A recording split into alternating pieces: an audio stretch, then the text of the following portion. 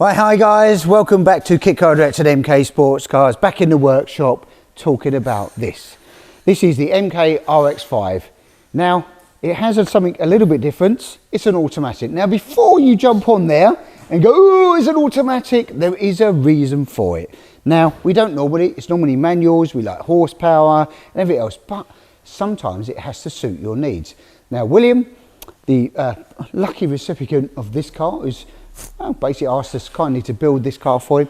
He is disabled, so that's the reason for the automatic. He doesn't have two legs, he has one. He had a serious accident, so unfortunately he's been immobilised a little bit. But we've sorted that out. We've put a MX-5 1.8 engine in here from the Mark 2.5.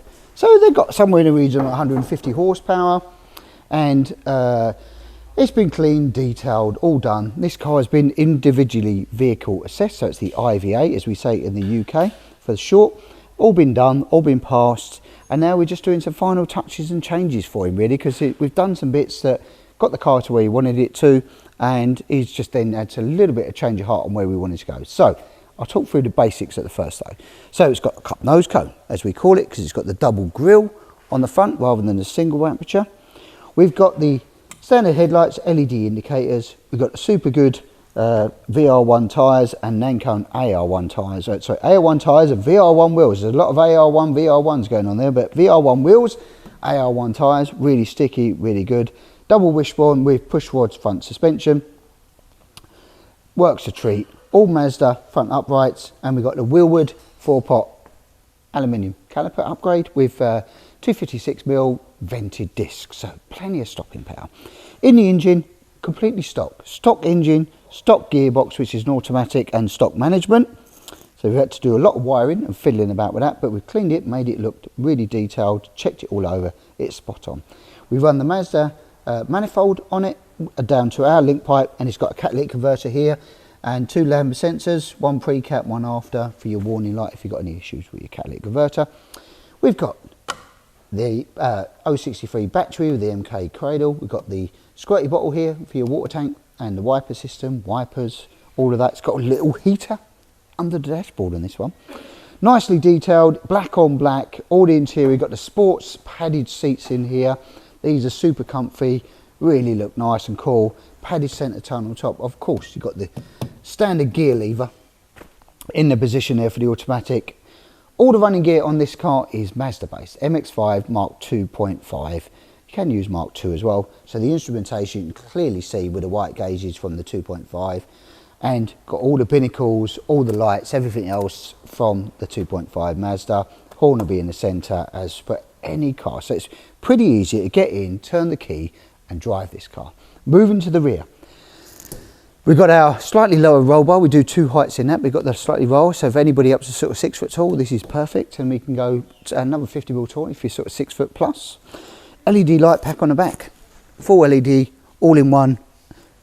Indicators, brake lights and tail lights with reflectors built in, and the fog light, LED clear lens with the number plate light. And on the rear, we've just got one little job still to do, which is the boot box, which is off at powder coat at the moment.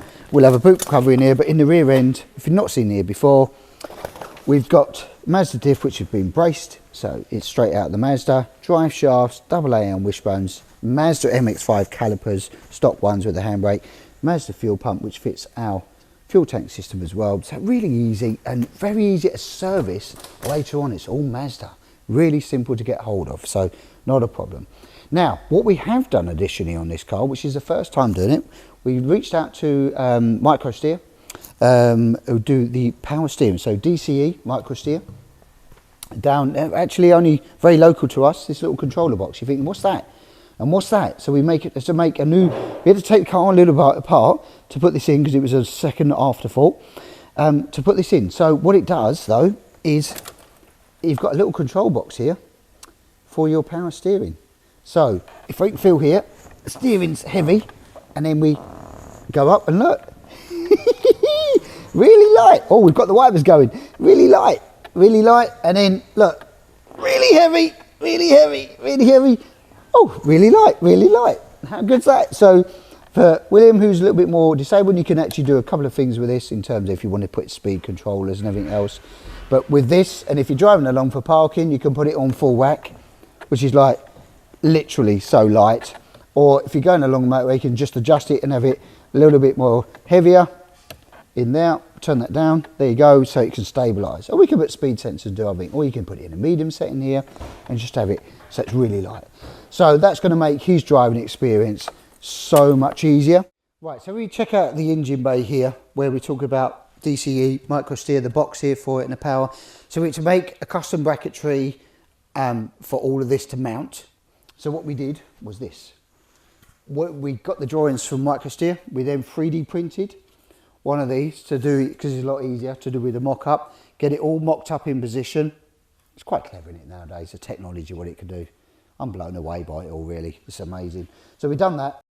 And that enabled us to make all the bracketry for it, making sure that this system would work, fitting it in the engine bay because it's really tight in here.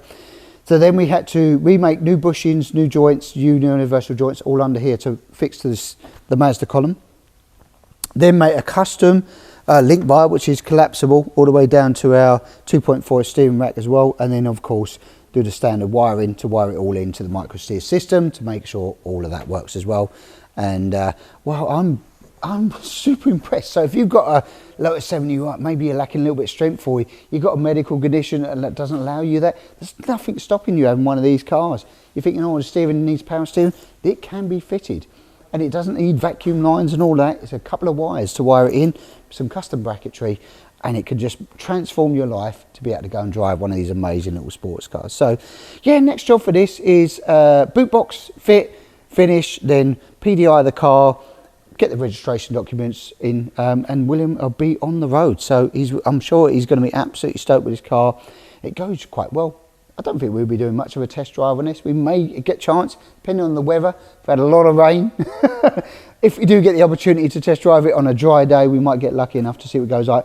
But I'm actually quite surprised. With the kick down, it actually has got a little bit of grunt behind this. It kicks down really well, pulls you along the road really well. And for somebody who wants to just have a fun little lightweight car, kick it around for what his needs are, ticks every single box. So yeah, well, hopefully you'll like this particular car. If you like the RX-5 range, you can do the turbos, you can do big horsepower, you can do the 5, you can do the 6-speed box, you can do all that. You can do sports car seats, you can do roll cages, you can do window screens, you can do aero screens, you can do carbon bits on it, you can do so many things. You can race it, you can track it, you can sprint it, you can hill climb it. There's so many options you can do with this particular car.